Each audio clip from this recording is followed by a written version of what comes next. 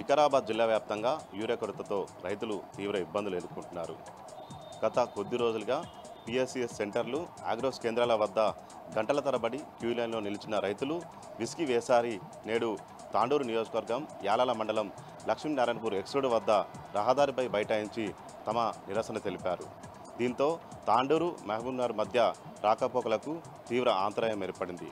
గత బీఆర్ఎస్ ప్రభుత్వ హయాంలో యూరియాకు సంబంధించి ఎలాంటి ఇబ్బందులు తలెత్తలేదు. కాంగ్రెస్ ప్రభుత్వ హయాంలో ఎందుకు యూరియా కొరత ఏర్పడిందని రైతులు అధికారులను ప్రశ్నిస్తున్నారు.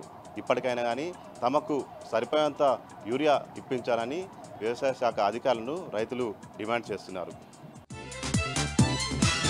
రీజనల్ రింగ్ రోడ్ని పాత అలైన్మెంట్ ప్రకారమే కొనసాగించాలని నిరసిస్తూ వికారాబాద్ జిల్లా కలెక్టరేట్ కార్యాలయం ముందు పూడూరు మండల రైతులు నేడు ధర్నా చేపట్టారు.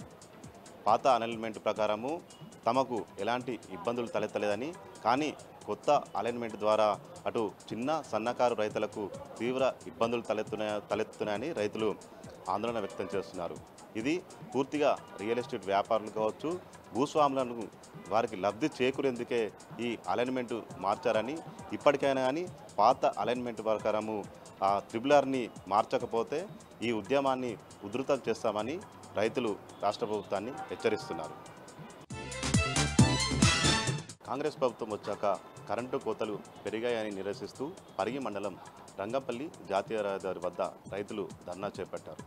గత బీఆర్ఎస్ ప్రభుత్వ హయాంలో 24 గంటల కరెంటు, 3 ఫేజ్ కరెంటు ఉచితంగా లభించేదని, కానీ కాంగ్రెస్ ప్రభుత్వం ఏర్పడిన తర్వాత తమకు కరెంటు కష్టాలు మళ్ళీ మొదలయ్యాయని రైతులు ఆగ్రహం వ్యక్తం చేస్తున్నారు. ఇప్పటికైనా కానీ తమకు 24 గంటల సరిపడా నాణ్యమైన విద్యుత్ అందించాలని రైతులు రాష్ట్ర ప్రభుత్వాన్ని డిమాండ్ చేస్తున్నారు. ప్రతిరోజు రోజుకొక గంట చొప్పున కరెంటు తీసేస్తున్నారని, ఎప్పుడు కరెంటు వస్తుందో ఎప్పుడు పోతుందో తెలియడం లేదని, అర్ధరాత్రి 1 గంట కూడా కరెంటు ఇవ్వడం వల్ల రైతులు పాము కాట్లకు గురవుతున్నామని ఆవేదన వ్యక్తం చేస్తున్నారు.